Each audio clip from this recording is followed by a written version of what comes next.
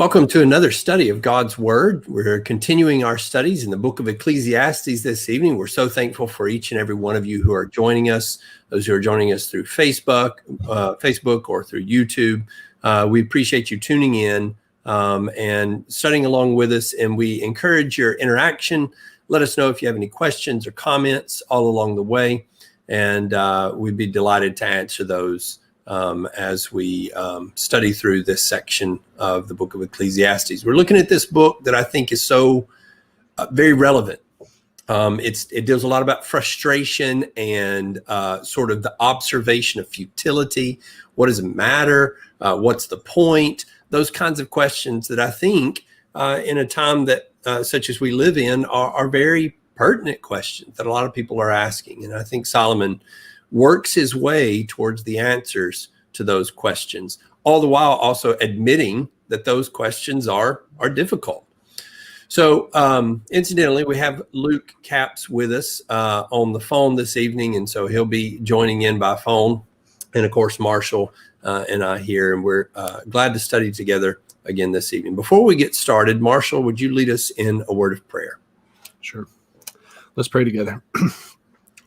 Our gracious and merciful Father in heaven, we thank you so much that you are with us, that you guide us, that you speak to us through your word.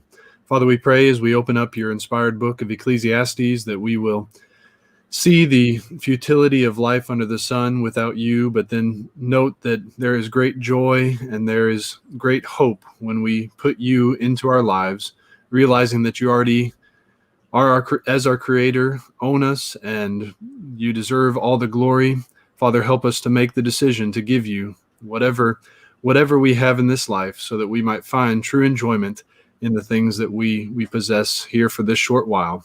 Father, we look forward to the day when we will see you and Jesus face to face, when we will be beyond this existence to the eternal existence where we will never more sorrow, never more sin, and that we will always find true joy in serving and worshiping you. Father, it is through your blessed Son's name we pray. Amen. Amen. All right. So we left off at the end of chapter 3 last time. We're picking up at the beginning of chapter 4. And so we're going to start there at the beginning. And Luke is going to take us through that first section where Solomon is talking about what he sees when he looks around. He sees oppression. And Luke, why don't you take us through his reaction to that? Luke, are you there?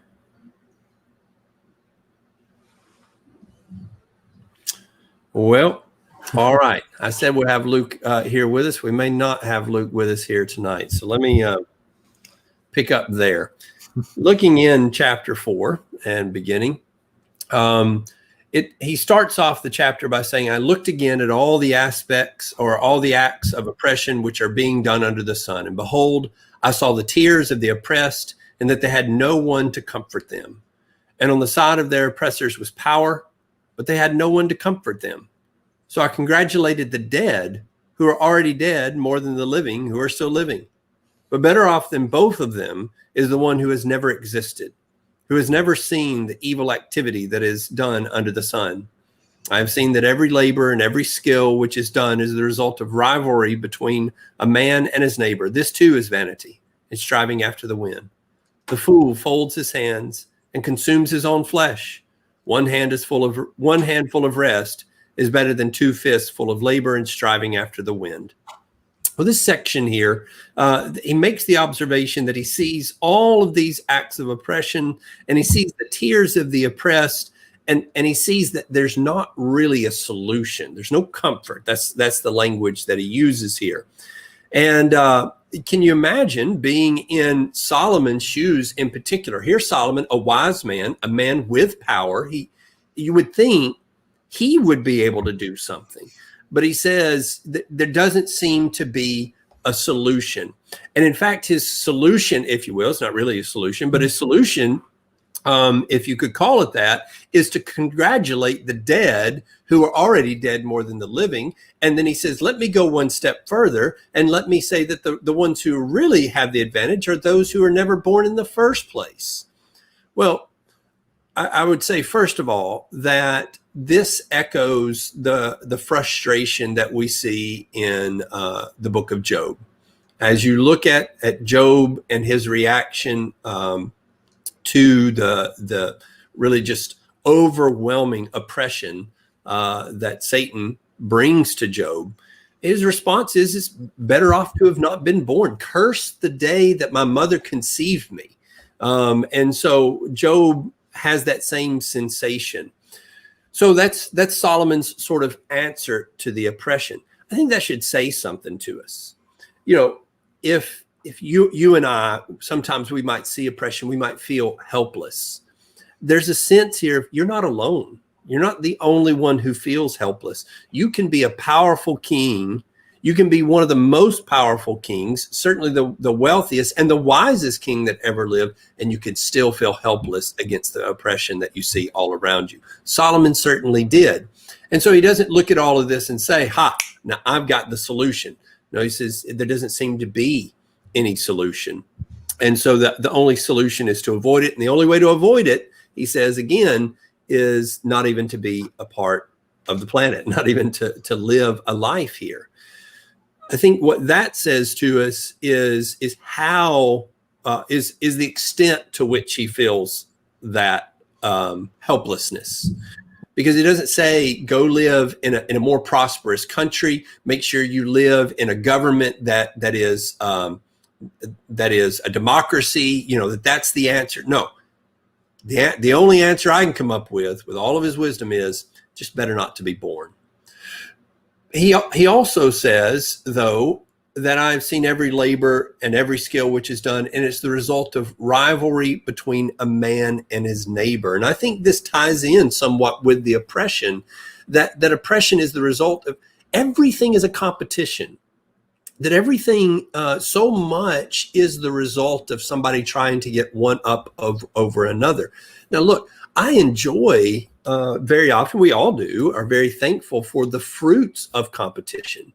And this is not to say that every competition is awful, but certainly there is a sense of rivalry that is rooted in pride that says, I have to have more than. And it's an ugly sort of a motivation. That motivation can lead to really some tremendous some valuable things. You know, we have all sorts of amenities that are the result of people competing with each other to try to come up with a better way. And yet all along the way, people are losing their souls, you know, and I mean that not just in the grand spiritual sense, but losing a sense of who they are. They're defining themselves by their competition with this other person.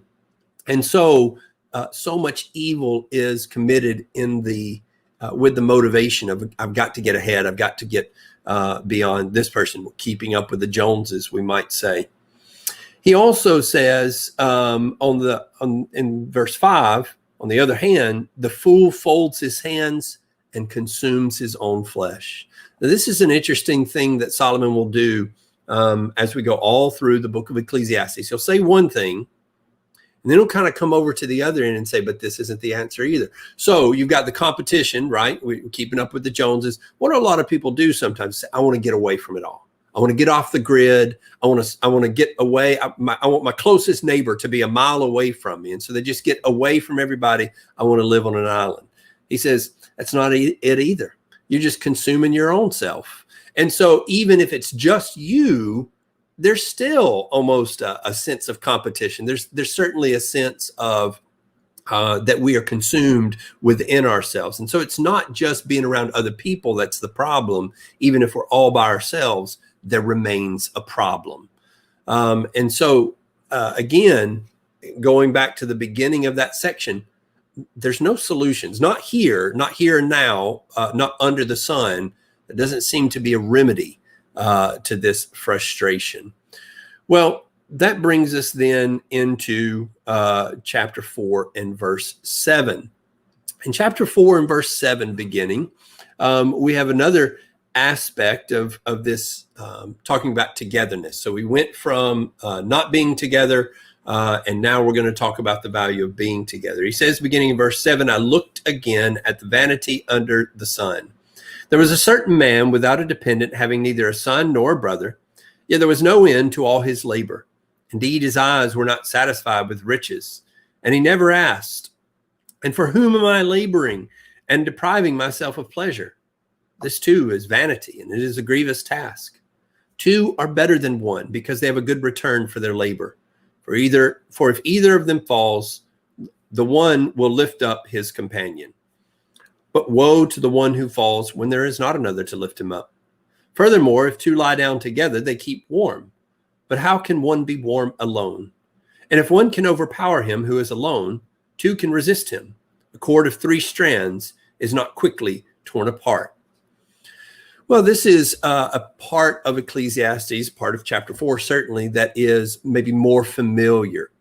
And it's a section where Solomon, it's a section that is not as frequent, where Solomon is saying, here is something valuable.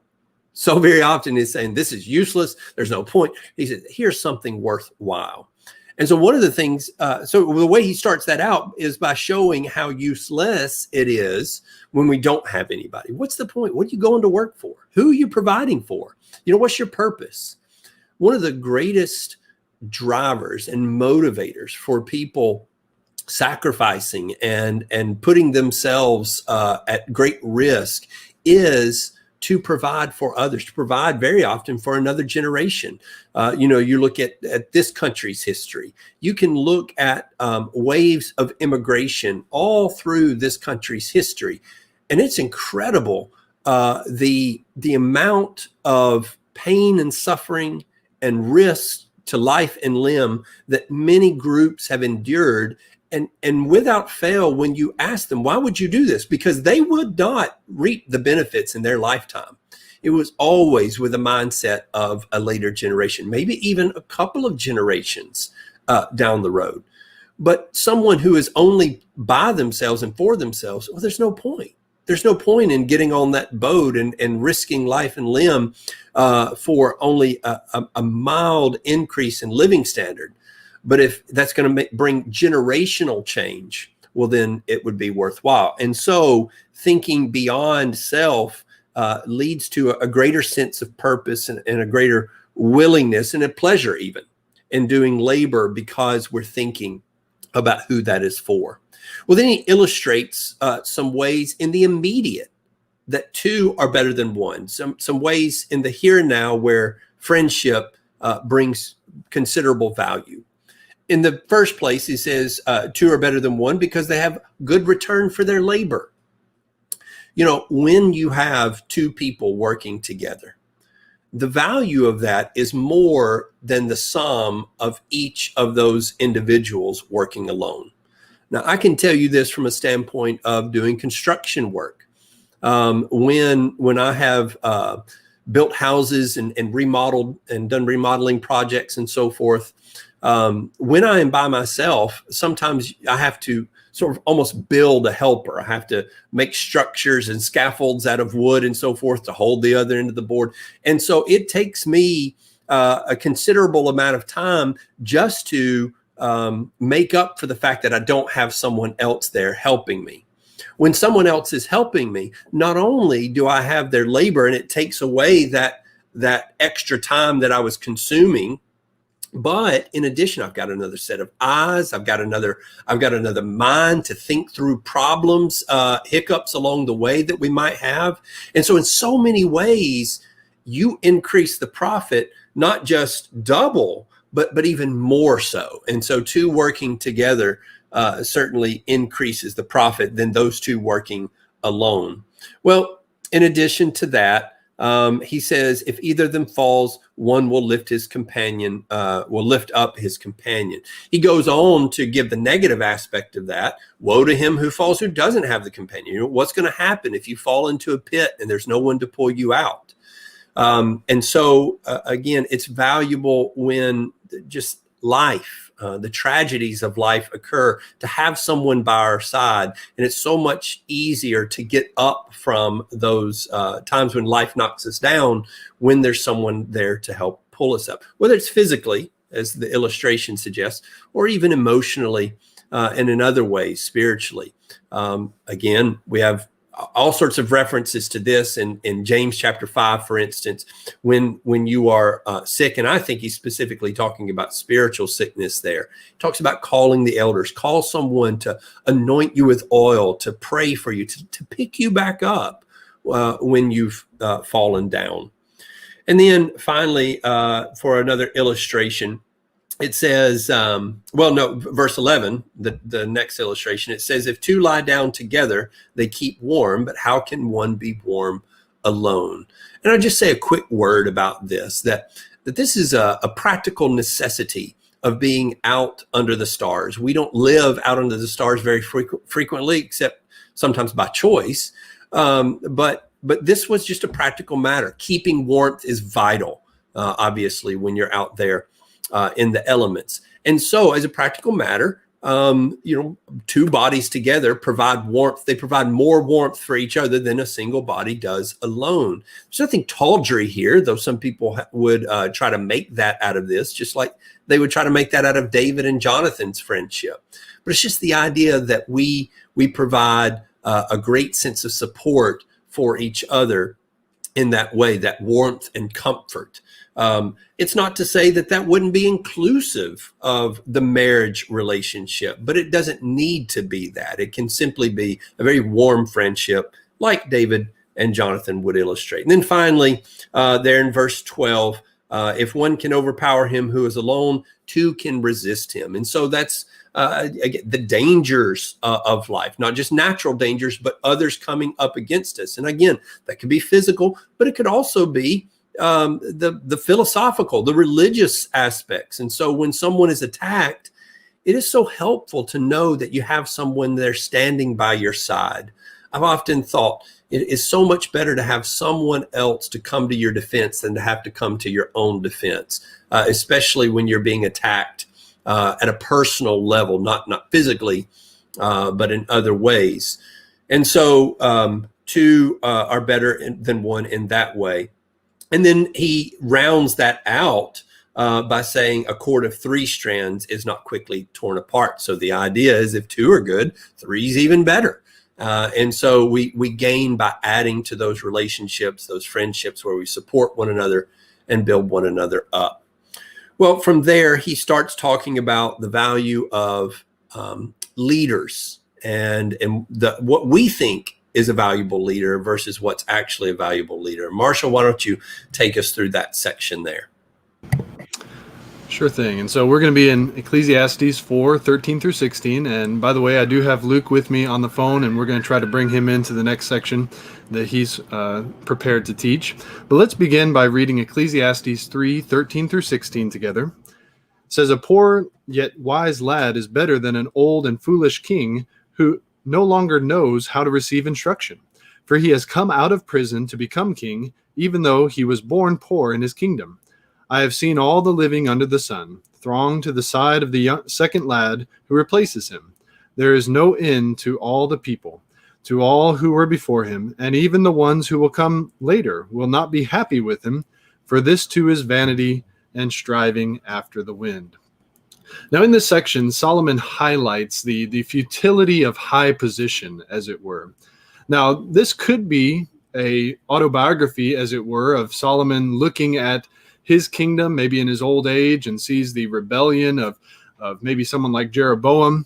Of course, that also depends on how you interpret verse 14, whether the one coming out of prison is the old king or whether it's the young man. And many seem to think that it's talking about the old man who had come from a low position up to a high position, and now you have the same cycle happening again. And if that's the case, that doesn't seem to fit Solomon's rise to power in the same way that we read in the historical books, and it would need to be taken metaphorically. But regardless, you do see this cycle of power under the sun. And he says this is futility.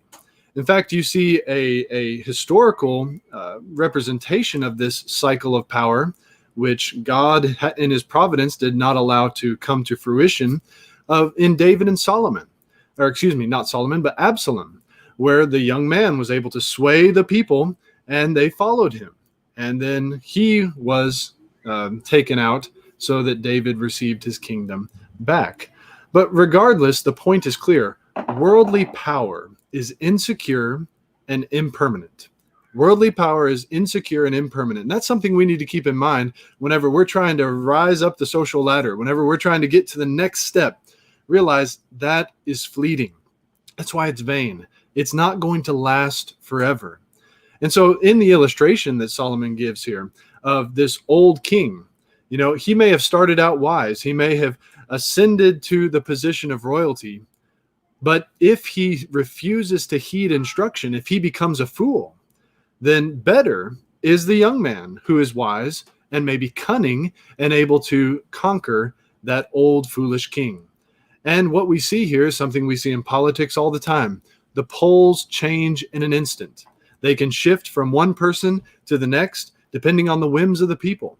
It may have even been that this old king was loved and that he had great policies, but eventually his heart hardened, he became foolish, he was not acting wisely, and the people sought someone else. In fact, I like the way one commentator said it. The new king winds up being no more significant than the old one, that is, the young king. He says the two together are only points in history. And isn't that a sad commentary on many people who rise to power, that they're just a point in history? We lose their personhood. And that shows the vanity of really trying to grasp satisfaction in power, because it's fleeting and you're just eventually going to be a point in history unless your identity is more secure, not just based on what you have right now, the power that you're able to gain right now, but on something that is eternal. And he's going to come to that later as we get into Ecclesiastes. Remember that the point of Ecclesiastes is to demonstrate the futility of under the sun thinking. And this story turns proverbial wisdom on its head, as it were, because in ancient cultures, they would have thought the old and the royal, that's the person who's going to maintain power. And yet what happens is the young, the inexperienced, who is also cunning, is able to usurp that king. And so what that tells us is that Ecclesiastes, this under the sun reality, presents an anti-wisdom, as it were, because sometimes what you expect is not what you get, and what you get is not what was expected. And so this young, poor, cunning man is able to overthrow the kingdom. So what is the lesson then for us? Well, I think we could summarize it this way. Don't assume that the next rung on the ladder will provide satisfaction. Power is fleeting. Popularity is short-lived. Instead, we need to look for something or maybe someone else to give life meaning. And that's going to transition us into Ecclesiastes chapter 5, which turns quickly to the religious life and our approach to God. And so if we've got you, Luke, do you mind leading us through Ecclesiastes chapter 5, verses 1 through 7? Yes, sir. So beginning in verse 1 of chapter 5, it says, "Guard your steps as you go to the house of God and draw near to listen, rather than to offer the sacrifice of fools, for they do not know that they are doing evil. Do not be hasty in word or impulsive in thought to bring up a matter in the presence of God. For God is in heaven and you are on the earth. Therefore let your words be few. For the dream comes through much effort, and the voice of a fool through many words. When you make a vow to God, do not be late in paying it, for he takes no delight in fools. Pay what you vow. It is better that you should not vow than that you should vow and not pay. Do not let your speech cause you to sin, and do not say in the presence of the messenger of God that it was a mistake. Why should God be angry on account of your voice and destroy the work of your hands? For in many dreams and in many words there is emptiness. Rather, fear God." Now, in the first verse, Solomon starts by saying, guard your steps as you go to the house of God and draw near to listen. I think there's great benefit for us in this life to just, when we come to God, looking to him as the answer, that we just be quiet. A lot of times, I think when you go throughout the scriptures, what you find is that there are so many characters that would have been, they would have been put in a better position had they just gone before God, gone before the Lord, and just kept quiet and waited to listen and used that to guide their response. but rather what you see a lot of the times is someone coming before the Lord. You think of Peter in Matthew chapter 17, and he sees this wonderful, spectacular sight, and then he kind of just speaks up, gives this outburst, and then in response to that, it seems that God says, listen to him. And so, but there's many examples, not just in Matthew chapter 17, but from the Old Testament to the New Testament, constantly characters that it would behoove them just to listen and not to speak first. Be slow to speak and quick to hear. And I think that this is something that would help us all as we go through this life. You think about Psalm 73, or I do at least, when it comes to impulsive words or impulsive speech. The writer of Psalm 73, he is writing about some of the things that we go through, some of the oppression that we've been talking about, some of the hardships of this life. And he says, I almost slipped. I almost overstepped. But he goes throughout that psalm, and finally, as he's talking about how the oppressors seem to be prospering while he himself is suffering, it says that he comes to the sanctuary of the Lord, and then he says that he discerned their end. Now, with all that being said, he also says, had I spoken thus, talking about what he was feeling beforehand, that he would have betrayed the generation of God. He would have betrayed that generation.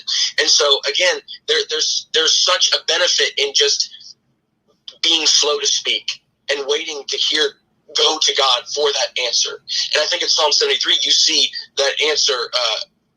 You see that answer given in the right way, because he goes to God and looks for that answer with God. But also, when you go back to Ecclesiastes chapter 5, you see that when Paul is talking about these people who, as they come to God for that answer, he calls them fools. And he says that even these fools go through these motions and these sacrifices and these offerings. They don't realize that they're doing evil. And he goes on to say that a few times that many words are spoken by these people, and you want to be so careful about that. But also in verse 7, when he says that in many dreams and in many words there is emptiness, that word emptiness is also the word that we've been talking about with vanity. And so these many words, ultimately, you think about these people going before God to give an offering, to give this sacrifice to God. That seems like a good thing, but ultimately, it's like they're going through the motions.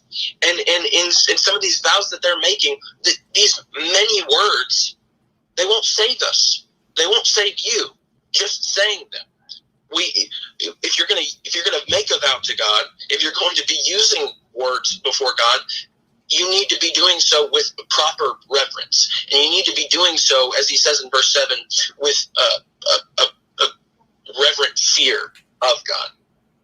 But when talking about all this, when it comes to listening to God rather than just speaking, I can't help but think about King Saul in 1 Samuel chapter 13.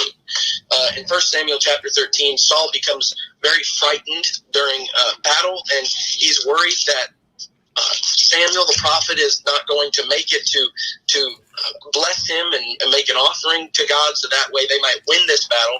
And in 1 Samuel chapter 13, starting in verse 11, Samuel says, Saul, what have you done? And Saul said, because I saw that the people were scattering from me, and that you did not come within the appointed days, and that the Philistines were assembling at Michmash. Therefore I said, now the Philistines will come down against me at Gilgal, and I have not asked the favor of the Lord. So I forced myself and offered the burnt offering. Samuel said to Saul, you have acted foolishly. You have not kept the commandment of the Lord your God, which he commanded you. For now the Lord would have established your kingdom over Israel forever. But now your kingdom shall not endure. The Lord has sought out for himself a man after his own heart, and the Lord has appointed him as ruler over his people, because you have not kept what the Lord commanded you. Now, what we find is that Saul, that's not the last time he makes a foolish decision in such a way. But the reason I wanted to go through that is because, again, in times of oppression, in times of great affliction and great anxiety that would come with those afflictions, normally, it's very easy to go beyond and to overstep rather then just quietly wait and see how the Lord is going to provide for you, and quietly wait and trust in Him to do what He said He is going to do. And ultimately though, going back to Ecclesiastes, if you're just living this life under the sun and you have no mind of God, then this is kind of where you are, just in this hopeless state where you're just trying to get whatever you can done to benefit you in the moment. If you don't have God, then there's no chance. There's nothing for you to appeal to. But when you do come to God, it does you no good if you're just going through the motions, and if you're coming to Him not willing and not ready to listen, but rather with your own presuppositions overriding what He's already given you. And so I think that there's some things to note. There's some application as we go through those first few verses. But Stephen, as we get into the next few verses, or the next couple of verses, what could you tell us about that there as he talks more about oppression? Yeah, so we'll pick up there with, chapter 5 and verse 8. And this is going to be our shortest section tonight, just 2 verses. But it's a break, I think, in the thought somewhat. In verse 8, if you see oppression, he says, of the poor and denial of justice and righteousness in the province, do not be shocked at the sight. For one official watches over another official, and there are higher officials over them. After all, a king who cultivates the field is an advantage to the land. I do think that there are some things to note there about that verse 9 that translation-wise maybe worded a little bit better in some of the other translations. We'll get to that in just a moment. But to start with that idea of if you see oppression of the poor and denial of justice and righteousness in the province, do not be shocked.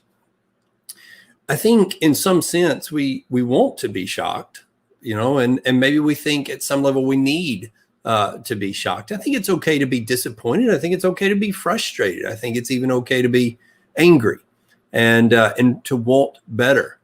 But I think there is also a resolve here on Solomon's part, saying, why is this shocking to us? If we study history, it should be no shock that people are treated unfairly by their government. And I think there's a real danger of thinking that there's going to come some point in history that we're growing to a point, we're progressing to some point where we will not see injustice anymore. The danger, I think, is that we can get very radical in trying to stamp out every last bit of this. And that might be well and good if stamping out all of oppression were even possible. The problem is that when men and women go about trying to amass power in order to stomp out oppression, inevitably they create other oppressions. And I think that's the idea here, that you look at one ruler and you think, well, there's somebody up. Solomon says, yeah, there's somebody up higher and he'll do worse. And there's somebody up higher and he'll do worse. And so it's not like if we get up high enough, if we go up to a high enough authority, if we get up to the king of all kings, well, maybe if we get to the king of all kings, but that's not what Solomon's looking at. And frankly, it's not what people of the earth are looking at. They're not looking at the true king of kings, but they think some earthly king of kings, if they can get up there, then we'll get the solutions. No, you'll just get other forms of oppression. So I think it's very valuable for us in a lot of ways to think in terms of not apathy. Solomon's not just saying shrug your shoulders and saying, oh, well, but to the degree that we just sort of lose our minds when we see any sort of unfairness, instead of saying, yes, this is part of life. This is part of the reality that we live in. And instead of getting in so much energy that says we must stop this, how about I must make sure that I'm not a part of it, and I must offer comfort and aid to those that I can who have been the victims of that. But as far as turning things over and trying to fix it, you just turn things over and cause even other, maybe not even the problems of the same sort, but maybe just in an entirely different direction. So it is a very pragmatic sort of an observation. Yes, there's oppression. Is this so shocking to us? And maybe just one more thing to throw in there. Sometimes we would do well not to judge the level of oppression we see in the world at all times in every situation by utopia, which I think Solomon observes here is not possible, but rather make those observations by comparison to what other options are available. And sometimes we might find, yes, that is an unfairness, but there's much less unfairness here than in other parts of the world. When I read, so for instance, there was a man who wrote a book having come out of the Iron Curtain and come out from communist Russia. And he was talking about people in America saying we're not free, we're losing our freedoms and so forth. And he was just laughing almost to scorn, saying, you have no idea.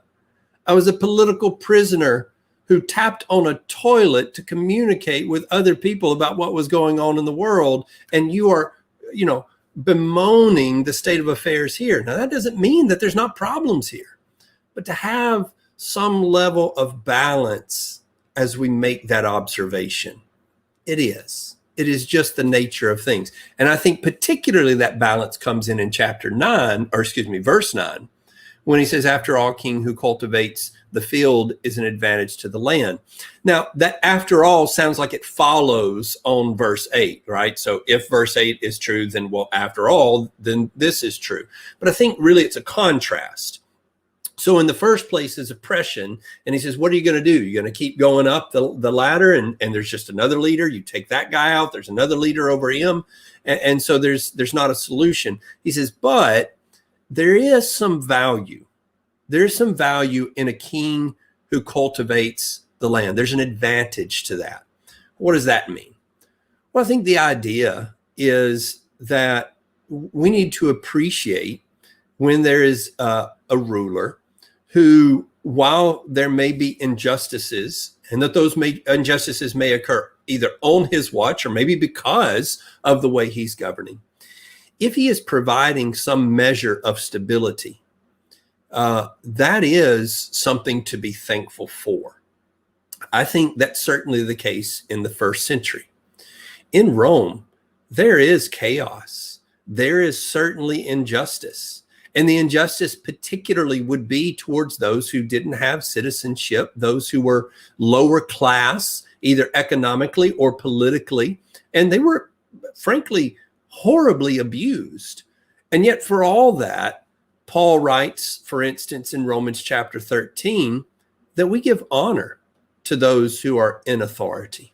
And even in the midst of all that injustice, he says, government is there to persecute the wrongdoers, the evildoer, and to protect the innocent. That's their job. And even in Rome, Paul could say that's basically what they're doing. I want to suggest to you, if he could say that about Rome, then I believe we can surely say that about America and a great many other countries throughout the world. That even as we're suffering some of that, we need to look over and we need to see the value of living under a stable government.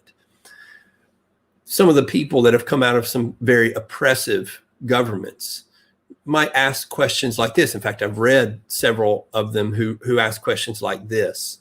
If you were accused of a crime, where would you rather be accused of a crime at in the world today? And there's not many countries that I would rather be accused of a crime in than the United States. There are some other politically stable countries that I would feel not too fearful. I would feel fearful no matter where I was if I was accused of a crime, but I'd rather be here. And it's because of that stability. How about this? When's the last time that you had to put some extra cash in your pocket as a bribe because you didn't know if the people at the DMV were going to give you your driver's license today without a bribe or not? I don't know that I've ever had to do that. That's some measure of stability. That's a great measure of stability. And there are other cases like that all along the way where people grow up without that stability. We live in a country where they provide at least some advantage, even while there is certainly oppression that can be pointed out. And for this, Solomon says, don't forget that. I would point out one more thing there, going back to Romans chapter 13, as well as what Peter has to say about governing authorities. That I think the ultimate takeaway from what Paul says in Romans 13 is that some kind of government, any kind of government that is at all doing the kind of job that they're supposed to be doing, is better than no government. That God put in place governing authorities, and that even when they fail, even when they oppress, this is better than no government at all. And I think that is echoed here as well, that when you see, it's not surprising. Yes, there is unfairness. Yes, there is oppression. What do you want? Do you want no government? Do you want no value from the governing authorities at all? Then that is going to be an unstable place. And that's not really a place that you want to live either. And so we sort of have to weigh those things out and have, I think, something of a measured approach to how we look at all of that. I think Solomon is calling for a lot of measured approach in the way that we look at all these things. Well, we're going to move here from our shortest section into our longest section of the evening as we close out. And so, Marshall, why don't you tell us about what Solomon has to say about our view of money? Sure. And really, this is the beginning of a section that will continue next week. In the end of chapter 5 here, we're going to be talking about Solomon's view of wealth in general from an under the sun perspective. And then we're going to have a ending section at the end of chapter 5 that's going to say how you can really enjoy your possessions. But then he's going to come right back to wealth and get a little bit more specific in chapter 6. And this was what we'll discuss next week, is how there's futility in unenjoyed prosperity or unenjoyed wealth. And as we look at this first section and kind of tease the next section, I want to get the big idea before us. And I like the way a different commentator stated it. He said, quote, "The relentless pursuit of wealth does not give life meaning or bring satisfaction," end quote. And I think that really summarizes what Solomon is trying to say in this section. So if you have your Bible, let's read this section, chapter 5, verses 10 through 20. "He who loves money will not be satisfied with money, nor he who loves abundance with its income. This too is vanity. When good things increase, those who consume them increase. So what is the advantage of their owners except to look on? The sleep of the working man is pleasant, whether he eats little or much, but the full stomach of the rich man does not allow him to sleep. There's a grievous evil which I have seen under the sun, riches being hoarded by their owner to his hurt. When those riches were lost through a bad investment and he had fathered a son, then there was nothing to support him. As he had come naked from his mother's womb, so he will return as he came. He will take nothing from the fruit of his labor that he will carry in his hand. This also is a grievous evil. Exactly as a man is born, thus will he die. So what is the advantage to him who toils for the wind? Throughout his life he also eats in darkness with great vexation, sickness, and anger. Here is what I have seen to be good and fitting, to eat, to drink, and to enjoy oneself in all one's labor in which he toils under the sun during the few years of his life which God has given him, for this is his reward. Furthermore, as for every man to whom God has given riches and wealth, he has also empowered him to eat from them and to receive his reward and to rejoice in his labor. This is the gift of God. For he will not often consider the years of his life, because God keeps him occupied with the gladness of his heart." Now, there's a lot of things we could look at specifically, but to keep within the time constraints, I just want to note that as you start out with the bad side of money, if anyone knew the bad side of money, it would have been Solomon. He had lived life, he had wisdom, and God had given him wealth besides. But as he had forsaken a wise life, he had also experienced, no doubt, the bad side of wealth. And so this may be somewhat of a personal reflection on his financial portfolio as he looks at from the end at his life previously. And regardless of the specifics of Solomon's life, the principles are universal. And these are some things we need to take to heart. Sometimes we think, well, I'm not a wealthy person. you know. But something we don't tend to think of in America is that if we have food in a refrigerator, if we have extra clothes in a closet, if we have a car or 2 cars or 3 cars, we are wealthier than 90% of the world or more. And so these instructions will apply to us. What we need to keep in mind is that it's not money. Money is amoral. But as Paul says in 1 Timothy chapter 6, the love of money is the root of all sorts of evil. And so the evils that Solomon sees under the sun with reference to riches, they consume a person. In fact, we could list it out this way, that if you just track through those verses that we read, he says wealth is addictive. He says it's unsatisfactory. It's fleeting, especially when, as one commentator colorfully described it, human leeches want their not so fair share of it. Wealth can be insomnia producing. It can be psychologically destructive, that it leads to hoarding of more and more wealth. It's insecure, and it makes us insecure. And it is certain to disappear or become personally ineffective when we die. And so with all those evils that would be associated with the love and the hoarding of money, we need to keep in mind that there is a way to enjoy money without becoming addicted to money. And that is what Solomon really ties this section together with. It really forms the center of his discussion of wealth in chapters 5 and 6. It's really the application that we need to spend some time with. He says, money can be a gift from God. Prosperity, it can be a reward from God. But the only people who are going to enjoy it are the ones who see it as it is, something to be used under the sun, granted by God for someone who has worked, and then to just sleep soundly knowing that God is the true path to satisfaction. Everyone who does not keep a God-centered perspective on wealth is going to idolize wealth, whether they have much or whether they have little. They're not going to be able to fully enjoy it. And we're going to talk about that more next week. And so I'm not going to step into that realm of discussion just so that we don't step on what we're going to be talking about in our next study. But I think we could summarize Solomon's point in this way, his application point for you and me.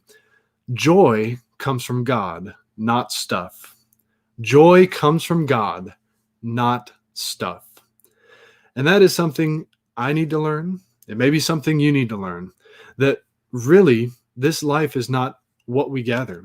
In fact, someone has said, in contrast to the famous proverb that he who gets the most toys in this life wins, the contrast was he who gets the most toys in this life still dies.